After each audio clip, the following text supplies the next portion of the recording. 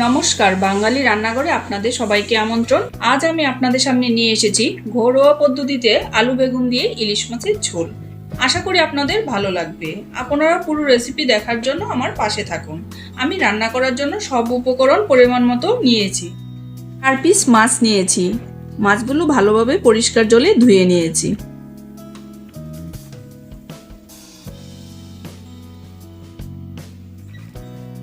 চুলার আঁচ অন করে দিয়েছি। প্যান গরম হয়ে গেছে। প্যানে 3 চামচ তেল দিয়ে দেব। আজকে রান্নাটা আমি সরিষার তেল দিয়ে রান্না করব।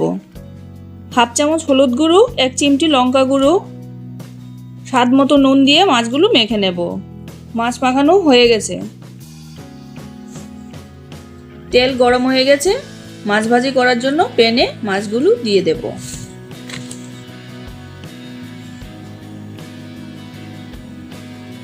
মাছগুলো হালকা ভাজি হয়ে গেছে। আমি এক পাশ উল্টিয়ে দেব। মাছ ভাজি হয়ে গেছে, এখন প্লেটে উঠিয়ে নেব।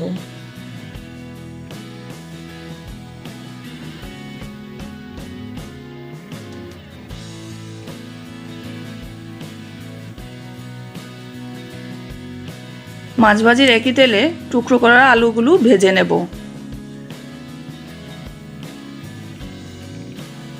1 চিমটি হলুদ গুঁড়ো, 1 চিমটি লঙ্কা গুঁড়ো, পরিমাণ মতো নুন দিয়ে দেব। আলুগুলো লাল লাল করে ভেজে নেব। আলু বেগুন দিয়ে ইলিশ মাছ রান্না করলে খেতে খুব অসাধারণ লাগে। অনেকেই অনেকভাবে ইলিশ মাছ রান্না করে খেয়েছেন। একবার আমার মতো করে রান্না করে খাবেন, খেতে খুব সুস্বাদু লাগবে। কিছু সময়ের জন্য ঢাকনা দিয়ে ঢেকে দেব।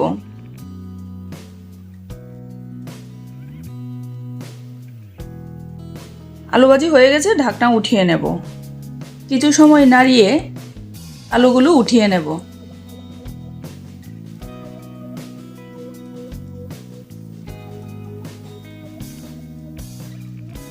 আলু ভাজির একই তেলে ডুমো করে রাখা বেগুনগুলো ভেজে নেব। 1 চিমটি হলুদ গুঁড়ো, 1 চিমটি লঙ্কা গুঁড়ো, পরিমাণ মতো নুন দিয়ে বেগুনগুলো ভেজে নেব। কিছু সময় নাড়িয়ে বেগুনগুলো লাল লাল করে ডুবো তেলে ভেজে নেব। বেগুন ভাজি হয়ে গেছে, বেগুনগুলো উঠিয়ে নেব।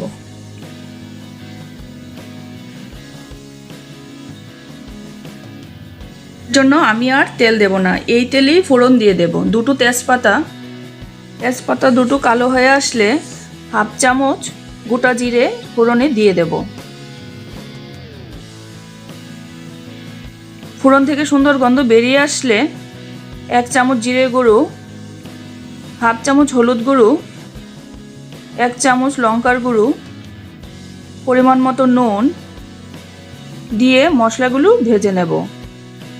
পরিমাণ মতো জল দিয়ে মশলাগুলো কষিয়ে নেব।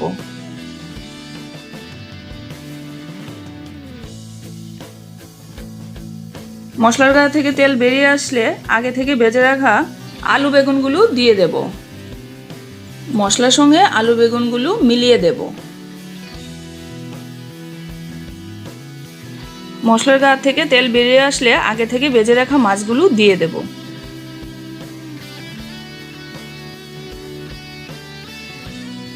পরিমাণ মতো জল দিয়ে দেব।